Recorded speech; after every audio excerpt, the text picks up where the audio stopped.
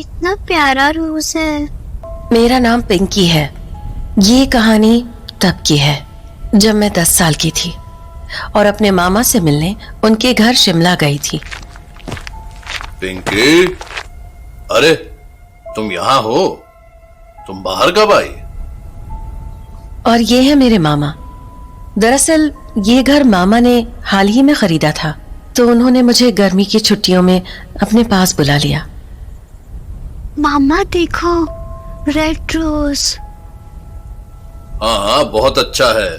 अब चलो अंदर आ जाओ और सामान अनपैक कर लो अपना। कपड़े भी नहीं बदले हैं तुमने। पर मामा, यहाँ हवा अच्छी है। यहाँ मौसम पूरे महीने ऐसा ही रहेगा, तो तुम बाकी का मजा कल ले लेना। ओके, अब चलो अंदर आ जाओ, रात होने वाली है।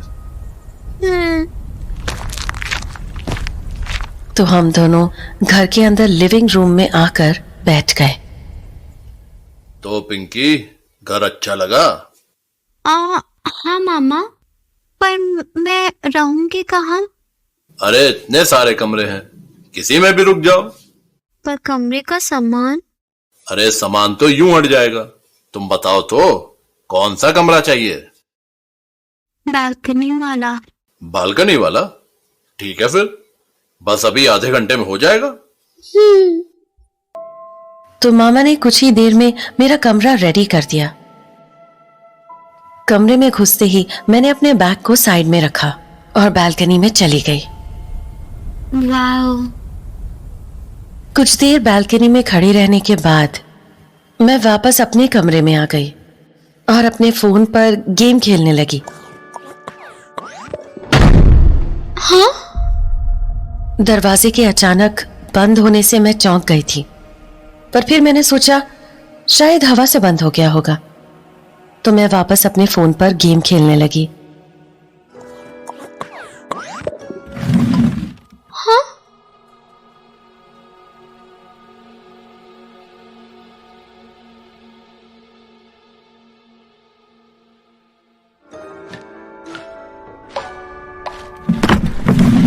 हाँ? मैंने फिर एक आवाज सुनी, पर समझ नहीं पाई कि किसकी थी। तभी मेरी नजर स्टूल पर गई। उस रात मैंने उस बात पर ज्यादा ध्यान नहीं दिया और उसे अपना वहम मानकर नजरअंदाज कर दिया। मैंने अपने कमरे की लाइट्स ऑफ की और सो गई। अगली सुबह ब्रेकफास्ट के टाइम पर मैंने मामा से पूछा, मामा, हाँ बेटा।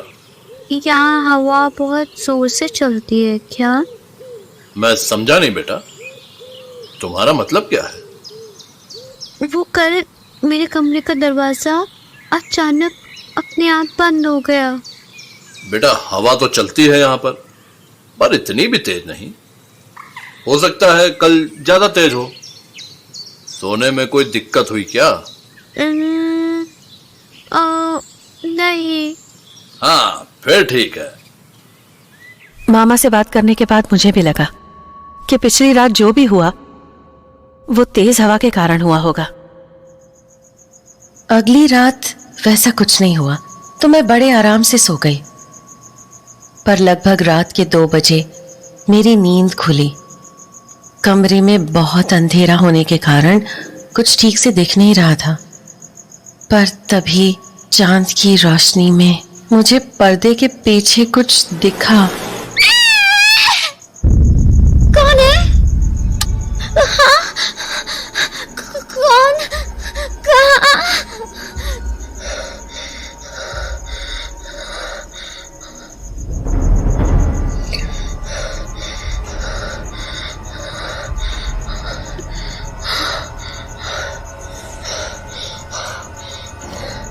मैंने पूरे कमरे में नजरें घुमाई, पर मुझे वो काला साया कहीं नहीं दिखा। तो मैंने उसे अपना वहम समझकर जाने दिया और वापस सो गई।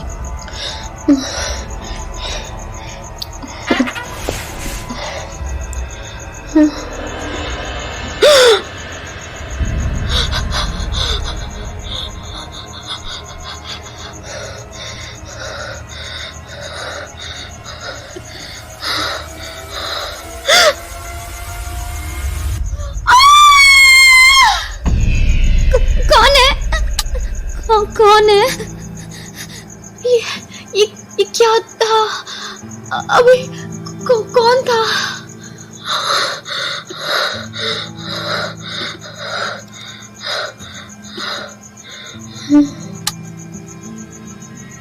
उस रात मैं करवट बदल कर सो गई, पर फिर मैं रात भर यही सोचती रही कि मेरे पीछे जो पर्दा है उसके पीछे कोई छुपा तो नहीं है।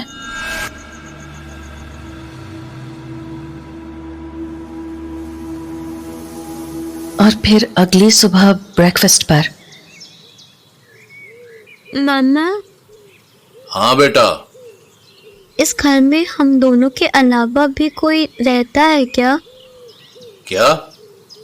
कौन रहेगा? बस हम ही दोनों हैं, और क्या? कोई भी नहीं? नहीं बेटा, कोई भी नहीं। इसलिए तो मैंने तुम्हें यहां बुला लिया, ताकि मेरा भी मन लग जाए। क्या हुआ पिंकी बेटा? मामा, ये घर अजीब है। अरे अजीब क्यों? पता नहीं, बस अजीब है कुछ। इतना मत सोचो बेटा।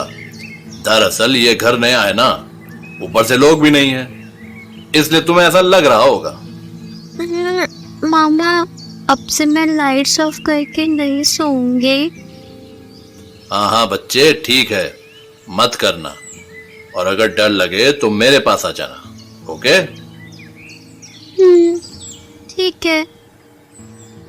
मामा से बात करने के बाद मैंने अपने मन से सारे उल्टे सीधे ख्याल निकाल दिए, पर रात में जब मैं सोने गई तो मुझे नींद ही नहीं आ रही थी। शायद बहुत डर गई थी मैं।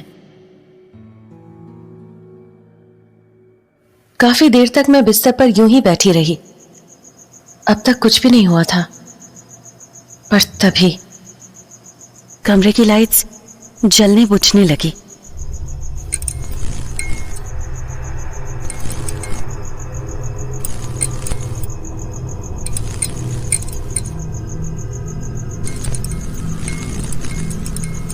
और फिर लाइट एकदम से बंद हो गई।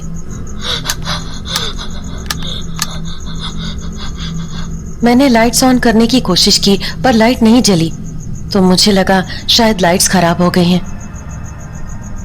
तो मैं अंधेरे में ही बेड पर लेट गई।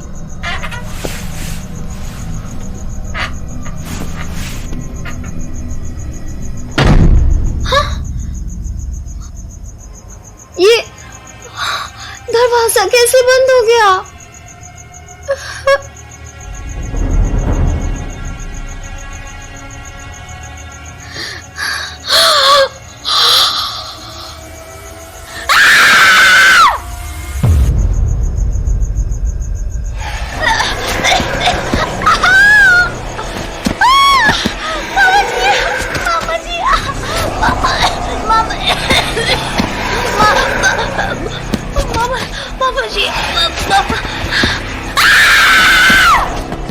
पिंकी, पिंकी बेटा।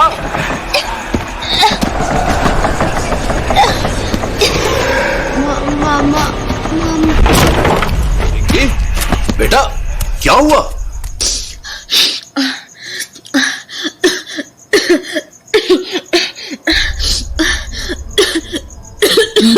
बेटा क्या हुआ?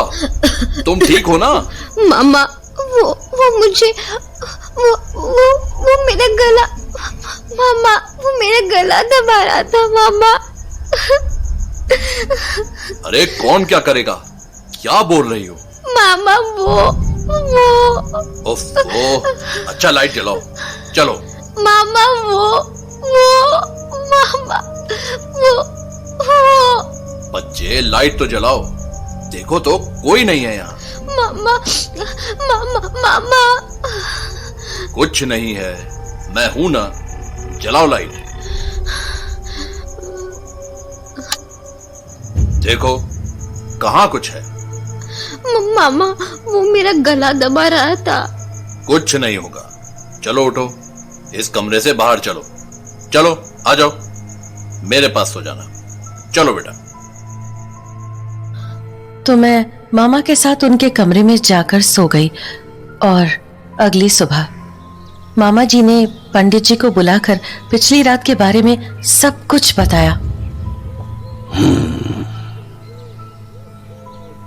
ये घर तुमने नया बनवाया है? नहीं पंडित जी, मैंने इसे बस हाल ही में किसी से खरीदा है।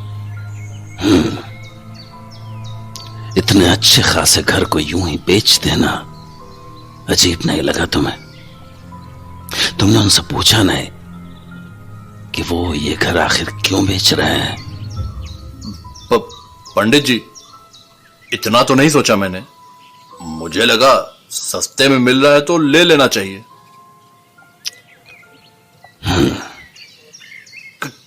क्यों पंडित जी, कोई गड़बड़ है क्या इस घर में? कल रात जो कुछ भी पिंकी बिटिया के साथ हुआ वो बहुत भयानक था। अगर तुम दरवाजा तोड़कर उस कमरे में प्रवेश नहीं करते तो पिंकी बिटिया की जान भी जा सकते थे। क्या पंडित जी, ये आप? ये सत्य है। दरअसल ये घर शापित है। इस घर में जो लोग पहले रहते थे उनकी बेटी ने किसी वजह से इस घर में आत्महत्या कर ली थी। पर पंडित जी, मैं तो इस घर में काफी महीनों से रह रहा हूं, पर मेरे साथ तो कभी ऐसा कुछ नहीं हुआ। तो फिर पिंकी के साथ ही क्यों? मेरे ख्याल से वो कमरा ही वो जगह होगी जहां उस लड़की ने आत्महत्या की होगी, और वो कल रात यही जाहिर करने की कोशिश कर रही थी कि वो जगह उसकी है और किसी की नहीं। तो पंडित जी, अब क्या करें? बेहतर यही होगा कि हम उस कमरे को तंत्र विद्या से हमेशा के लिए बंद कर दें, अन्यथा परिणाम बहुत भयंकर हो सकते हैं। जी पंडित जी, आप जैसा कहें। उसके बाद तंत्र मंत्र की विद्या से उस दरवाजे पर रक्षा कवच डालकर उसे हमेशा के लिए बंद कर दिया गया। वो कमरा आज भी बंद है और कोई भूल कर भी उस कमरे में जाने की हिम्मत नहीं करता, क्योंकि सब यही मानते हैं कि आज भी उस कमरे में उस लड़की का साया है।